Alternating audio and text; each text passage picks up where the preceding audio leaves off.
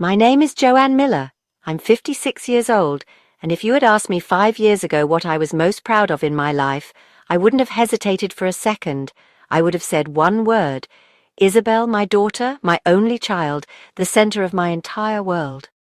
I had Isabel when I was 29, right after I walked away from a marriage that had gone cold long before it officially ended. Her father was charismatic to outsiders, but distant at home. He loved the idea of a family more than the work it took to keep one together. And when he left for good, Isabel was just 3 years old. I remember her standing at the window, holding a stuffed rabbit in her small hands, asking me why Daddy wasn't coming back. I got down on my knees, wiped her tears, and whispered, "It's just us now, baby. You and me, and we're going to be okay." Somehow we were. Those early years were brutal. I worked 2 jobs, one during the day as a receptionist at a local dental clinic, and another at night cleaning office buildings downtown. There were weeks where I didn't sleep more than a few hours, months where we had to choose between paying rent or keeping the lights on. Still, I made sure Isabel never saw the full weight of what I carried. I packed her lunches with sweet notes, attended every school play, and made birthday cakes from scratch even when I could barely afford flour and eggs. We didn't have much, but we had each other. Our tiny apartment in Portland was nothing fancy. The carpets were worn and the heating barely worked, but it was home. We made up bedtime stories, sang loudly in the car, watched old movies wrapped in mismatched blankets, and every Sunday morning we had pancakes, sometimes burnt, always imperfect, but always ours. And every night before bed, Isabel would kiss my cheek and say, "You're my favorite person, Mama." I still hear her voice when I close my eyes. Isabel was always bright. She had this glow about her that made people pay attention. In high school she led the debate team, volunteered at animal shelters, and still graduated with honors. I remember staying up late helping her study for the SAT, brewing cheap coffee in our chipped kettle, brushing her hair back while she worked through practice problems. And when that acceptance letter from Stanford arrived, we both cried. She was going to California, chasing dreams we used to talk about during long walks through rainy Portland streets. College was hard on me in a way I didn't expect. I missed her laugh in the kitchen, the late-night phone calls, the simple presence of her. But she called often that first year, sometimes just to tell me what she had for lunch, other times to vent about a professor or a roommate. And she always ended every call the same way: "I love you, Mama. Thank you for everything." What she didn't see was how I struggled to send her money when tuition bills piled up, how I skipped my own dentist appointments so she could buy books, how I took on weekend shifts just to make sure her rent was paid on time. I never told her how close we came to losing everything more than once because I wanted her to feel free, to soar without carrying my burdens on her back.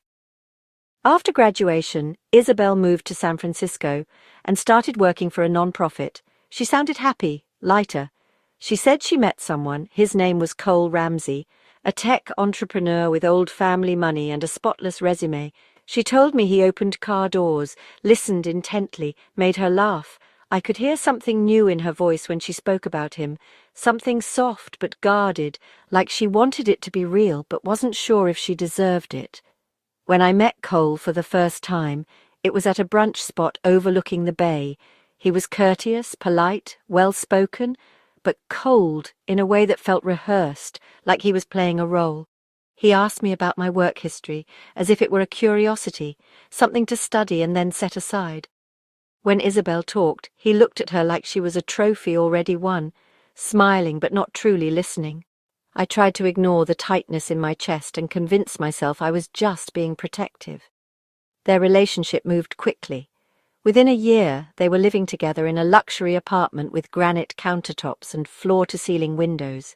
Isabel called less often, always apologizing, saying things were hectic.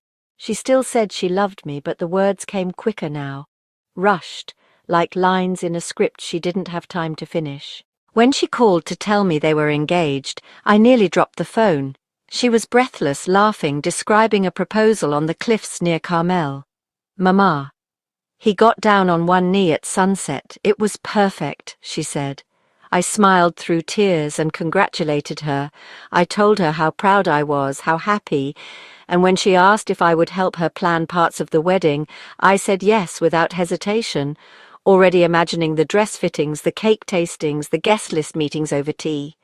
I began saving immediately, cutting corners wherever I could, cancelling subscriptions, skipping meals, dipping into the small retirement fund I had quietly built over the years.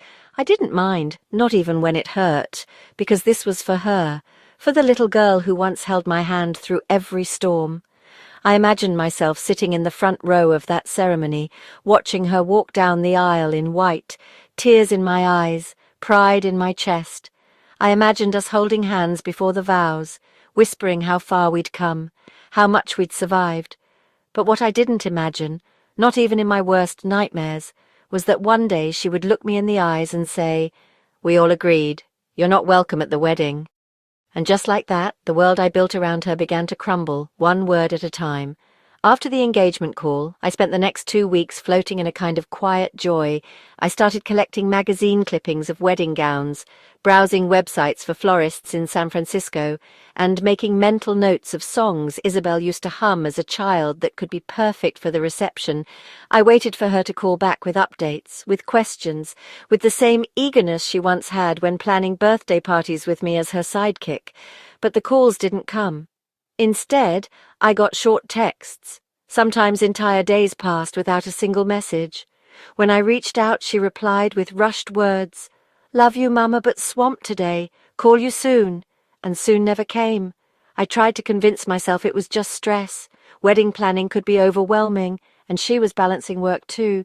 Maybe she just needed space. But then came the first real blow. It was a Wednesday afternoon. I had just finished work and was scrolling through Facebook when I saw a post from one of her college friends. It was a photo at a bridal boutique, all smiles and glasses of champagne held high. And there she was, Isabel, in a white gown, glowing, surrounded by Cole's sister, his mother, and a few friends I didn't recognize. The caption said, "Found the dress. Can't wait to see her walk down the aisle," and I just sat there staring at the screen, my fingers frozen mid-scroll. She had gone wedding dress shopping and never told me, not even a word. We had talked about this moment for years. When she was 14, she'd begged me to take her to look at gowns just for fun. Back then, we laughed at how serious the consultants were and whispered about which ones looked like toilet paper. And now the real moment had come and she didn't even tell me it was happening. I called her that evening, trying to sound casual, my voice careful, too careful, and I asked, "So how was dress shopping?" A pause. Then she said, "Oh, it was last minute. Cole's mom had a connection and they squeezed us in. I didn't even think to call. Sorry, Mama. You'll see the dress on the big day. It'll be a surprise."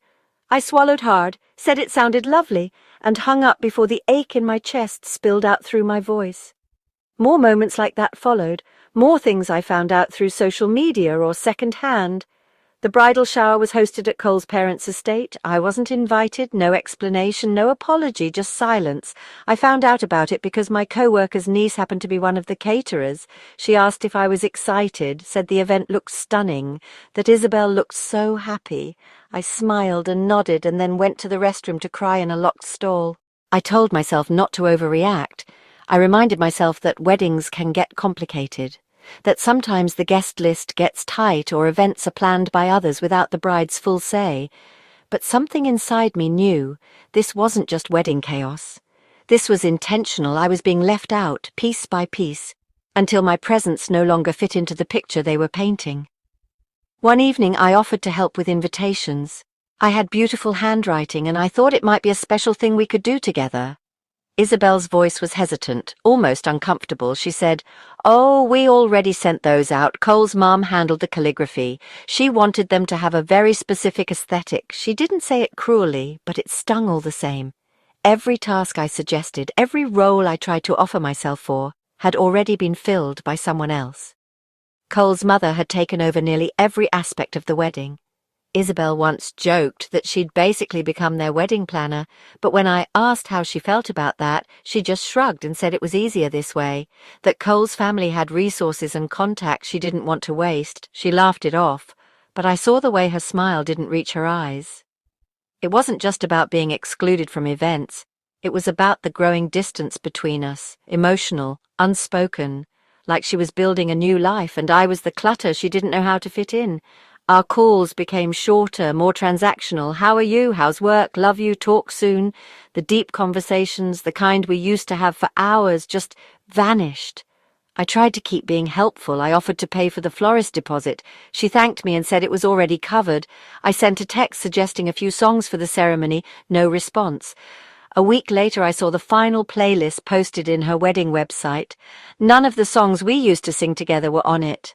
The hardest part was seeing how comfortable she was with Cole's family. She started calling his parents Mum and Dad in front of me. The first time she did it, I laughed nervously and said, "Don't forget your original model." She smiled, but didn't say anything. Later that night, I realized she never corrected herself. I began to feel like a stranger in my own child's story, watching from the outside as someone else rewrote our narrative. I thought of the sacrifices, the nights I spent folding laundry while she studied, the holidays I worked double shifts so she'd have presents under the tree, the scraped knees I kissed, the college tuition I stretched myself thin to support. None of that seemed to matter now. There was a moment, a quiet Sunday afternoon, where I sat alone in my kitchen holding a teacup she had painted for me when she was 8 years old. It had tiny, uneven hearts and her name written in shaky letters. On the bottom it said, "Best Mum Ever." I stared at it for a long time, wondering where that little girl had gone and how I had lost her without even realizing it. I still held on to hope. Maybe she was overwhelmed, maybe this was just temporary, maybe once the wedding passed, we'd laugh about the chaos, pour wine and talk about how her mother-in-law had taken over everything. I clung to that image, not knowing it would soon be ripped away from me entirely, in a way so cold and deliberate I'd question everything I ever believed about love and family. The invitation came in the form of a text, short and vague. "Hey Mama, Cole's parents are hosting a small dinner at their place next Saturday. They want you to come. Nothing formal, just to go over some wedding things. Bring your appetite." I stared at the message for a long time.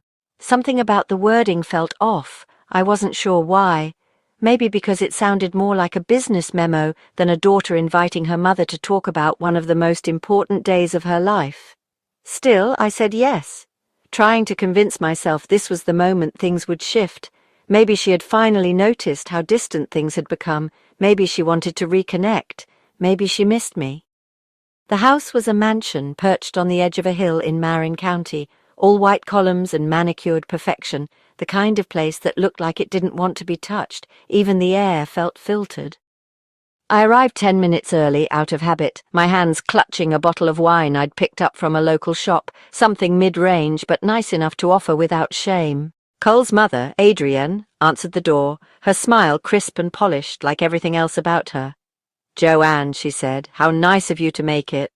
There was no warmth in her voice, just a practiced civility that reminded me of client meetings, the kind where people shake your hand while measuring the weight of your presence. Inside, the table was already set for 6, fine china, silver napkin rings, name cards, as if this were a gala instead of a family dinner. Cole and Isabel stood near the fireplace, both dressed like they had stepped out of a catalogue. Cole wore a navy suit without a wrinkle in sight. Isabel looked beautiful, of course, but also unfamiliar, her hair slicked back, her makeup heavier than usual, her smile thin, like something she had rehearsed in the mirror. Dinner began with small talk, Adrienne asking about my job. Even though I had told her months ago that I had retired, she complimented the wine without drinking it. Her husband Richard made a few dry jokes about golf and market trends. No one laughed, not really. Isabel didn't say much. She sat quietly, answering when spoken to, her eyes fixed mostly on her plate. The meal moved slowly, 4 courses served like clockwork by catering staff in white gloves, and I waited for the conversation to turn to something real, something human. Waited for Isabel to take my hand and say, "Mama, I want you to walk me down the aisle," or maybe even just, "Thank you for everything." But that moment never came. Instead, it was Cole who finally cleared his throat and said, "We wanted to talk about something important." My stomach tensed, a knot forming without warning. I looked at Isabel, hoping for some hint of reassurance, but she wouldn't meet my eyes. She just stared at the tablecloth like it held the answer to a question she didn't want to ask. Cole continued. This has been a really big moment for all of us. Planning a wedding, building a future, starting a life together. We've been talking a lot with our families, figuring out how to make the day as smooth as possible, as joyful as possible, and we've come to a difficult conclusion. His voice was calm, controlled, even respectful in tone, but every word felt like it had been sanded down to remove any trace of feeling. Isabel took a breath and finally looked up at me, her voice barely above a whisper. "Mama, we all agreed you're not welcome at the wedding." I didn't understand at first, not really. I thought maybe she misspoke. Maybe she meant something else. Maybe she was saying I wouldn't be involved in planning anymore. But no, the words settled into the air like smoke that wouldn't clear. "You're not welcome at the wedding." And the silence that followed made it clear this wasn't a mistake. I blinked, my mind racing, my heart pounding so hard I could hear it in my ears. "What do you mean?" I asked. Not because I didn't hear her, but because I needed her to take it back, needed her to realize what she had just said. Isabel looked away again, and Cole spoke for her. "We think your presence would be a distraction. There's been tension, emotional instability, concerns about how things might go if you're there, and we want this day to be about joy, about peace, not drama." "Emotional instability," I repeated, the words tasting bitter in my mouth. "Where is this coming from? What did I do that makes you think I would cause trouble on your wedding day?" Cole didn't answer. Adrian did, in her smooth, practiced voice. "We just think it's best for everyone involved, Joanne. This isn't personal." "Not personal?" I said, louder than I meant to. I looked at Isabel and my voice cracked. "Is this really what you want? You want me to stay home while you get married? You want to erase me from the most important day of your life, after everything, after all the years we had nothing but each other? You're choosing this." Isabel's lips trembled, her eyes filled with something like regret. But she nodded. "I don't want to fight, Mama. It's just easier this way, less complicated."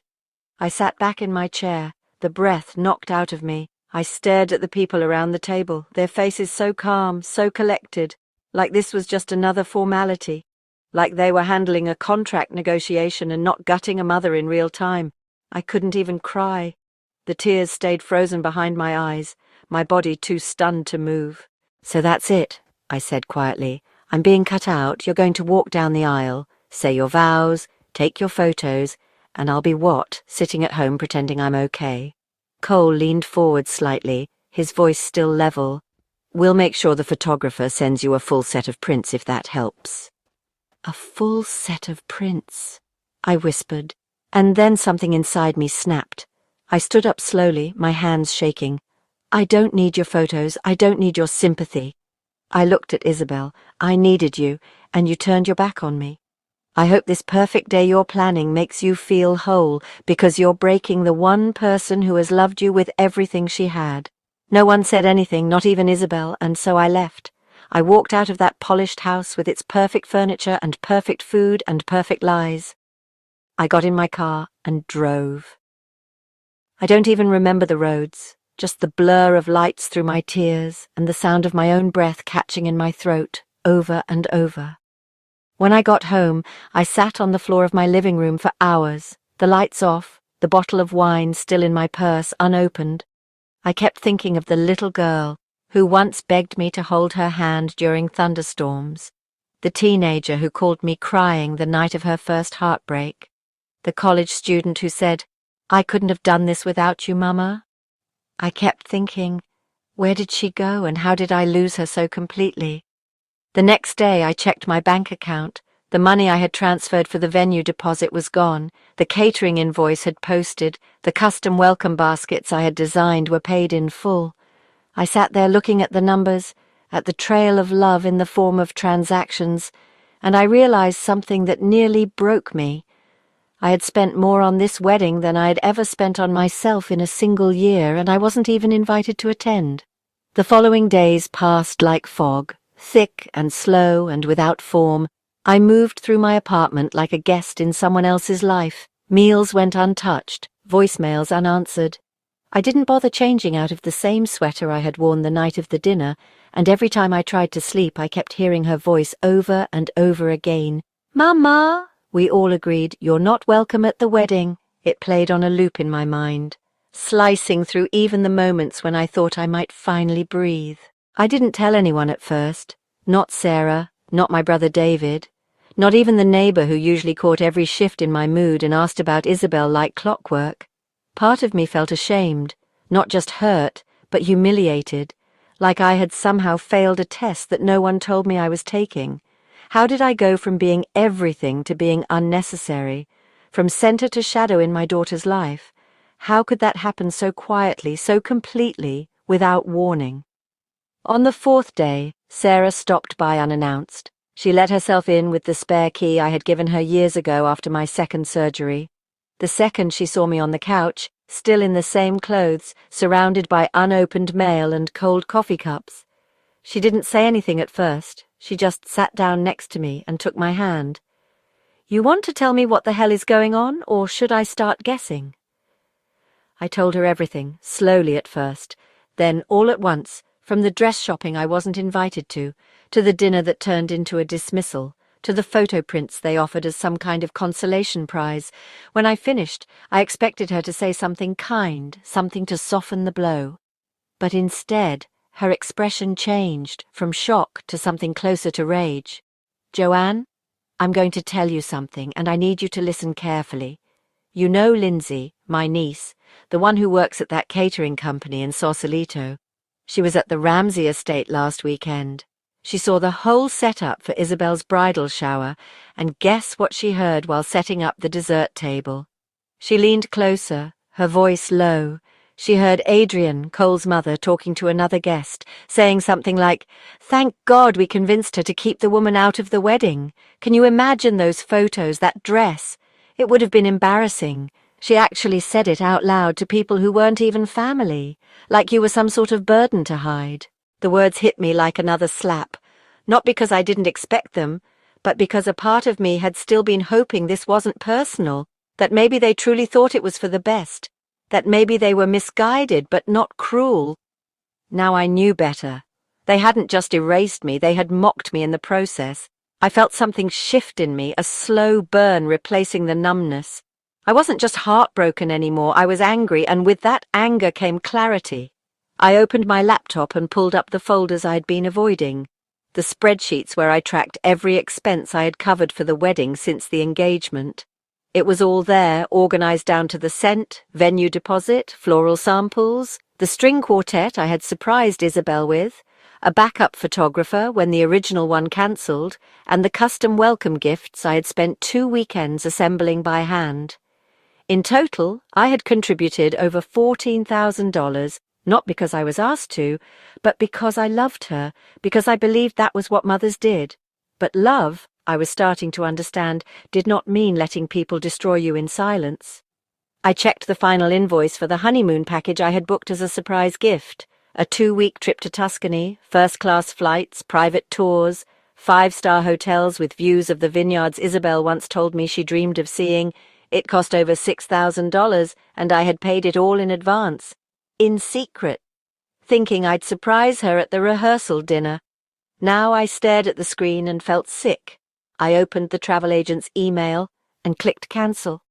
The next morning I called the florist, the caterer, the hotel, the car rental company, and withdrew my payments where possible, where I couldn't get refunds. I requested my name be removed from the account as sponsor. I was polite, calm, professional, but every time I clicked confirm on a cancellation, it felt like reclaiming a piece of myself that had been lost. Later that afternoon, I visited my bank and froze the wedding fund account I had created 2 years ago. It was still linked to Isabel's credit card. I had once told her to use it for emergencies. Now it was being used to buy designer linen napkins and personalized champagne flutes. I requested that all future charges be denied. I didn't leave a message or explanation. I didn't feel the need to justify protecting what little I had left. That night, my phone started buzzing again, Isabel's name flashing across the screen 3 times, then Cole's, then a number I didn't recognize. I didn't answer, I wasn't ready. My voicemail filled up with half sentences. "Mama, please call me back. I didn't want it to be like this." Then another from Cole. "We need to talk about the honeymoon situation." Followed by one final one from Adrienne. "Joanne, I suggest you reconsider these actions. They're only going to hurt Isabel in the long run." Hurt Isabel, I whispered to no one. And for the first time in days, I laughed. Not because it was funny, but because it was absurd, because all I had ever done was pour myself into her. And now my refusal to fund the wedding I wasn't even welcome to attend was considered harmful. The next morning David called. My older brother, he asked if I was okay, said he had heard something strange from Mom. Apparently Adrian had reached out to our family, spinning a story about me being mentally unstable, difficult, controlling, trying to ruin the wedding out of jealousy. I didn't even feel shocked anymore, just tired, so very tired of having to defend myself against lies I hadn't even had the chance to respond to. Later that day, I received an email from my old therapist, a woman I hadn't seen in years. Her name was Karen, and the subject line simply said, "Thinking of you." Inside she wrote, "I heard through a mutual acquaintance that you're going through something incredibly painful. I want you to know that none of this is your fault. You have always been someone who gives more than she takes, and that doesn't make you weak, it makes you worthy of better." I stared at those words for a long time, then read them again and again, worthy of better. It was the first time in weeks I had felt something that resembled peace, not joy, not relief, just a quiet whisper inside me that said, maybe this is not the end, maybe this is the beginning of something else, something stronger. I didn't reply to Isabel, not yet. I needed space. I needed to stand in this silence and understand who I was without the role I had built my life around, because if my only purpose was to serve as a background figure in someone else's story, then maybe it was time I wrote my own. The morning after cancelling the honeymoon, I woke up before the sun rose. The air in my apartment was still and cold, but for the first time in weeks I didn't feel like I was suffocating. I sat at the kitchen table with a cup of coffee that had long gone cold and opened my laptop again, this time not with dread, but with intention. I opened the folder labelled Wedding Contributions and began itemizing everything, every transaction, every receipt, every email confirmation. I printed each one out and sorted them into neat stacks: wedding favors, venue deposits, catering contributions, honeymoon itinerary, personalized calligraphy I had hired behind the scenes. I wrote the total in red ink at the bottom of the last page: $17,365, not including the gas, time, or hours of emotional labor I would never get back. Next, I wrote a short email, polite but firm, addressed to Isabel, Cole, and Adrian. I attached scanned copies of every invoice and wrote one simple sentence beneath them: since I am no longer invited to participate in or attend this wedding, I am formally withdrawing all financial and logistical support effective immediately. Best wishes, Joanne. I read it 3 times before pressing send, not to be cruel, not to spark more drama, but to make a clear boundary, something no one could twist or dilute. Within 10 minutes my phone rang. It was Isabel. I stared at the screen as it vibrated against the table. I didn't answer. She called again, then Cole, then Adrian, then a text from an unknown number.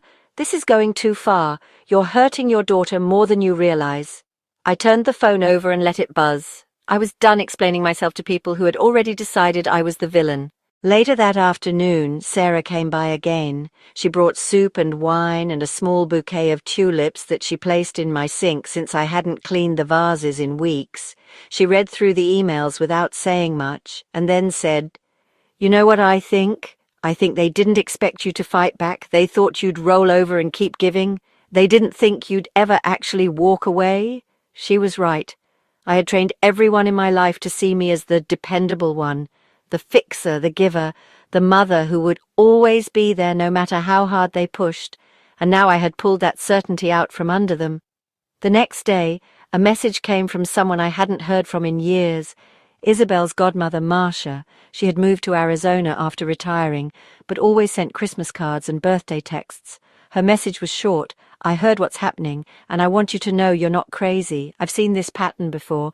It's called image control. Cole's family is playing chess, and they don't care who they step on to keep their picture-perfect fantasy intact." I wrote back 2 words: "Thank you." I started doing things that felt small but quietly powerful. I booked a haircut, something I hadn't done since before the engagement. I donated the unopened wedding gifts I had purchased in advance to a local shelter. I unsubscribed from Isabel's wedding website and blocked the email updates that kept telling me to RSVP to events I had never been invited to in the first place. I turned off my phone for entire afternoons and went on long walks through the park near my apartment. I didn't cry, not as much as I thought I would. Instead, I breathed deep, full breaths, like I was finally exhaling years of holding it all in. The one thing I hadn't done was speak to Isabel. I saw her name pop up on my phone at least twice a day. Texts, missed calls, short voicemails that started with Mum and ended with silence or static. I wasn't ready. Not yet, maybe not ever. Part of me wanted to scream. Another part just wanted quiet.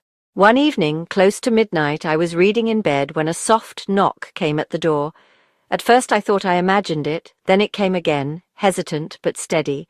I got up and looked through the peephole, and there she was, standing in the hallway, her hair pulled back, her eyes swollen, a small overnight bag slung over her shoulder like she wasn't sure if she'd be allowed to stay. I opened the door but said nothing, just stepped aside.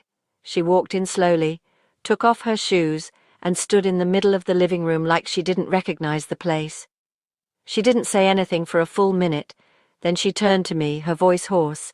"I didn't know. I swear I didn't know half the things you paid for," she said. "Adrienne told me you insisted, that it was your way of staying involved. She said you wanted to be part of things but didn't care about the spotlight." I stared at her, not with anger but with something colder, the kind of sadness that runs too deep for words. "And you believed her?" I asked, my voice quiet. "You didn't ask me. You didn't think to check, to talk to the woman who raised you." She looked down, tears spilling freely now. I wanted to believe it was true because it made everything easier, because I didn't want to feel guilty, because I thought maybe this was how weddings were supposed to go. She said they knew best, that you were... She hesitated, that you were too emotional, too unpredictable, that you'd make everything about you, and I was stupid enough to listen. I sat down on the couch, my hands in my lap. I didn't know what to say that would matter. Nothing could undo what had been done, and yet there she was, not the polished woman from the engagement party, not the bride-to-be with perfect plans, but the little girl I once rocked to sleep during a thunderstorm, who once told me she wanted to marry someone just like me when she grew up. She sat across from me, her voice trembling. "I cancelled the wedding," she said, "just like that. I cancelled it. I told Cole I needed space, time to think. I told him what you did, what you gave, and he said it wasn't a big deal. He said money comes and goes, and that I was being over-dramatic. I realized then he didn't understand love, not the kind I grew up with, the kind you showed me every day. I don't know if we'll get married at all now, but I knew I couldn't walk down that aisle with you sitting at home. I just couldn't." I didn't respond right away, not because I didn't care, but because everything inside me was so tangled, grief and anger and relief and sorrow, and a tiny flicker of hope fighting for space. I finally said, "I never wanted control, Isabel. I just wanted respect. I wanted to be seen, not as an obstacle or an afterthought, but as your mother, not perfect, not polished, just here, trying." She nodded, wiping her face with the sleeve of her sweater. "I know that now, I didn't before, and I'm sorry. I'm so sorry. We didn't fix everything that night. We didn't wrap it all up in a neat bow. But we sat there for hours, talking, unraveling the knots one by one, not rushing, just breathing. I told her about the money, about the sleepless nights, about the pain of hearing her call another woman Mom. She listened, really listened, and for the first time in months, I felt heard. By the time the sun began to rise, we were still on the couch, my arm draped over her shoulder, her head resting against mine, not healed, not yet, but maybe, just maybe, beginning again. In the days that followed, Isabel stayed at my apartment. She slept on the pull-out couch even though I offered her my bed more than once. She insisted it was fine, said she liked waking up to the morning light that poured through the east-facing windows, and maybe she needed to be in a space that reminded her of who she used to be before all of this, before the perfect photo shoots, the flower arrangements, and the whispered lies that told her her own mother wasn't good enough to be seen beside her. She cooked breakfast one morning, eggs and toast just like we used to make together when she was little. She stood in the kitchen barefoot with her hair tied up and a faded t-shirt from high school clinging to her back. And for a moment it felt like time had folded in on itself, like we had returned to something simple and safe. I almost let myself believe that we could go back to before, but the cracks were still there beneath every smile, every awkward laugh, every moment of silence that hung in the air just a little too long. She kept apologizing, not in grand speeches but in small gestures, washing the dishes before I could, folding the laundry without being asked, bringing home flowers she picked up from the corner shop. She didn't try to explain everything, and I think she understood that words would only get her so far now. It was the listening that mattered, the patience, the slow and steady way she stayed even when I wasn't ready to offer full forgiveness. One evening, I found her sitting at the dining table with a notebook open in front of her, pages filled with scribbled notes and circled names. She looked up when I walked by and said, "I've been reaching out to people, clearing up the things they might have heard. I told Aunt Marie the truth, told her what Adrienne said about you. I could hear the strain in her voice, the shame that still sat on her shoulders, and I sat down across from her, watching her carefully. I never asked you to do that," I said.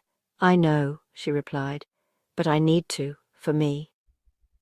That night, she told me about the moment she realized everything had gone too far. It was after I had cancelled the honeymoon. She said she got a call from Adrienne, furious, yelling about how childish I was being, how ungrateful, how I was sabotaging everything out of spite. Isabel had tried to defend me, had said maybe I had a right to be upset, and Adrienne snapped. She said, "Your mother was never supposed to be a real part of this day. She was a formality, not family," when she said that. I felt like I had been punched, Isabel whispered. I realized I had let someone else write the story of my life, and I had erased the person who wrote the first chapters. We cried that night, not the kind of sobbing that comes in waves, but the quiet kind, the kind that leaks from your eyes while your body sits still, the kind that feels like letting go of something too heavy to carry anymore. I held her hand and didn't speak. There was nothing left to say that hadn't already been said. She stayed another week. We went for walks, watched movies we used to love. She helped me reorganize the bookshelf I had been meaning to fix for years. We didn't talk about Cole, not directly, though I knew from the silence that something had shifted permanently. I didn't ask if the wedding was truly cancelled or just postponed. It didn't matter anymore. What mattered was the girl sitting beside me on the couch, the one I had almost lost, the one I was slowly getting back, not all at once, but piece by piece. When she finally packed her bag to leave, we both stood by the door a little too long. Her eyes brimmed again, and she said, "I know I don't deserve to ask, but I hope you'll still come if I ever do get married one day properly without all this, without the lies." I didn't answer right away. I looked at her, this woman who had once fit in the crook of my arm and now stood tall and full of questions, and I said, "I'll be there if it's something you choose with love, not fear. If it's a life you're building, not one you're being built into." She nodded slowly, wiped her cheek and hugged me tighter than she had in years. After she left, the apartment felt both emptier and fuller. The echoes of her presence lingered in the folded blanket on the couch, the open notebook she had forgotten on the table, the scent of lavender from her shampoo that still clung to the bathroom. I didn't cry this time. I just breathed, steady and sure, for the first time in what felt like forever. A few days later I received a letter in the mail, handwritten on cream paper. No return address. But I recognized the handwriting immediately. It was from Adrienne. The envelope was thick and heavy. I opened it slowly, expecting venom, expecting blame. But what I found was something stranger. It was a single paragraph, carefully crafted. She wrote that she regretted how things had unfolded, that her intentions had been misinterpreted, that she had only ever wanted the best for her son and for Isabel. There was no apology, no acknowledgement of what she had said, only a vague attempt at appearing gracious. I folded the letter in half and placed it in the drawer beside my bed, not because it meant anything, but because it reminded me of who I was not. That evening I called Karen, my old therapist, and scheduled a session. I told her I was ready to talk, ready to dig through the mess, not because I wanted to go backward, but because I wanted to move forward without dragging the weight behind me. I told her I needed to understand why I let myself be erased, why it took losing everything to finally speak up. She said that healing isn't always loud. Sometimes it's the quiet choice to keep living anyway, and that was enough. The next morning I woke up and went to the park. The sky was overcast, but the light was soft. I sat on a bench beneath the tall trees and watched as children played on the swings and couples walked hand in hand. Life kept moving, even when hearts broke, even when families fractured, even when mothers sat alone with $17,000 of love and nowhere to put it. I closed my eyes and whispered to myself, "You're still here, you're still whole. They didn't break you and they won't define you." A month after Isabel left, life began to settle into a quieter rhythm. Not healed, not restored, just quieter. I returned to my routines, went back to volunteering at the library, took long walks without my phone, started reading books that had collected dust on my shelf for years, and each day passed with a little more ease than the one before. It was strange how quickly the human heart could adapt, how something that once felt unbearable could become manageable, how silence could begin to feel like peace instead of punishment. Isabel and I spoke occasionally, short calls at first, then longer ones that slowly grew more honest. She told me she had moved into a small apartment downtown. She was no longer living with Cole. She didn't go into detail, and I didn't push. It was enough for now to know that she was no longer in a place where she had to hide parts of herself to belong. She said she was working again, picking up extra shifts at the non-profit and starting therapy. She didn't say much about Adrienne, and I knew better than to ask. One Sunday morning, she called and said she was thinking of starting over entirely, maybe moving back to Portland, maybe going back to school. I told her I'd support her no matter what she chose, but that this time I hoped she'd make those choices for herself, not for anyone else's approval. She was quiet for a moment before saying, "I think I finally understand what you meant when you said being loved shouldn't come with conditions. I used to think you were just being sensitive, but now I see it. I see all of it." There was something in her voice that reminded me of the girl she used to be, the one who once refused to go to a birthday party because the guest of honor had made fun of another classmate, the one who used to write poems in the margins of her notebooks and leave them under my pillow like little secrets. I didn't know if we would ever return to the relationship we once had, but I knew that we were building something new now. Something grounded in truth instead of obligation. Around that time I started writing again, not professionally, not for anyone else, just for me. I opened a blank document on my laptop and began typing the first lines of everything I hadn't said out loud. It came slowly at first, then faster, each word like a stone pulled from my chest. I wrote about motherhood, about sacrifice, about the invisible grief that comes from watching your child walk away without looking back. I wrote about love that gives without asking, and about the sharpness of being forgotten by the person you raised. Eventually, I shared one of those essays with a small online group for women navigating estrangement and reconciliation. The response was overwhelming. Strangers messaged me saying they felt seen, heard, understood in a way they hadn't in years, one woman wrote. "I thought I was alone, but now I know I'm not. And I realized then that maybe the pain I had gone through wasn't just mine, maybe it was part of something bigger, maybe telling my story wasn't about reopening wounds, but about making space for others to heal too." Isabel came to visit again not long after that. She brought a new plant for my windowsill, a small olive tree she said reminded her of resilience. She helped me repot it, and then we sat on the balcony watching the wind move through the leaves. She asked me if I hated her, if I'd ever be able to fully trust her again. I told her that love and anger often lived in the same room, that forgiveness wasn't a switch you flip, but a choice you make over and over, that what mattered was the effort, the showing up, the willingness to sit in discomfort and stay anyway. She nodded and said she understood, that she was willing to keep trying. I told her I was too. Later that evening we sat together flipping through an old photo album, the kind with plastic sleeves and yellowing pages. There were pictures of birthday cakes, Halloween costumes, science fairs, beach trips with sunburnt noses and tangled hair. I pointed to one of her in a pink dress, missing a front tooth. grinning proudly as she held up a spelling bee ribbon.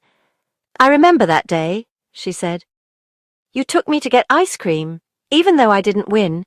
You said effort mattered more than outcome." I smiled and replied, "It still does."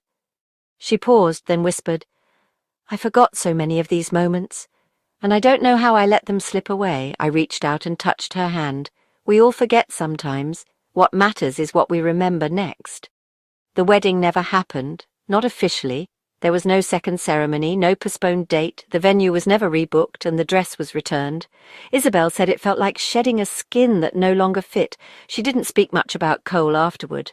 Only once did she say, "I think I loved the idea of that life, more than the life itself," and I understood exactly what she meant. Months passed, seasons changed, and slowly we built something new. She started coming over on Sundays again, not every week, but often enough that I began keeping her favourite tea stocked in the cupboard. We went to the farmer's market like we used to, browsed old bookstores, argued over what counted as a classic and what didn't. I started to trust the rhythm of her presence, to believe that she was staying not out of guilt, but because she wanted to. I no longer waited for her to call every day. I no longer measured my worth by how often she reached out. Instead, I lived, quietly and steadily, with the understanding that healing was not about getting back what had been lost, but about discovering what could still be found. The last time she visited, she brought a framed photo, one I had never seen before. It was of the two of us in the kitchen, taken on some forgotten afternoon. She was maybe 10 or 11, flour on her cheeks, laughing as I held up a misshapen loaf of bread. It wasn't a perfect picture. The lighting was bad, and we were both slightly out of focus, but it was real, full of life and warmth and memory. She handed it to me and said, "I want this to be the first thing people see when they come into my apartment. I want to remember where I came from." I hung the photo near the front door, right above the coat rack, so every time I leave, I see it, a reminder that even when things fall apart, even when love is pushed aside or forgotten or misunderstood, it can return, not always in the same form, but sometimes in a way that's even more honest than before. This story didn't end the way I thought it would. I never got to walk my daughter down the aisle, never gave the speech I had been writing in my head for years, never stood beside her while she became someone's wife, but I stood beside her as she became something else, something more important herself, and in the end, that's what love should do, not bind or control or demand, but witness, honor, and let go when needed. So if you're a mother who has been forgotten, or a daughter who has walked away, or someone who's standing in the ruins of a relationship you thought was unshakable, hear me when I say this. Your story isn't over. You are not unworthy. You are not replaceable. You are not too much. You are enough. And sometimes losing what you thought you needed is how you find what you were meant to become.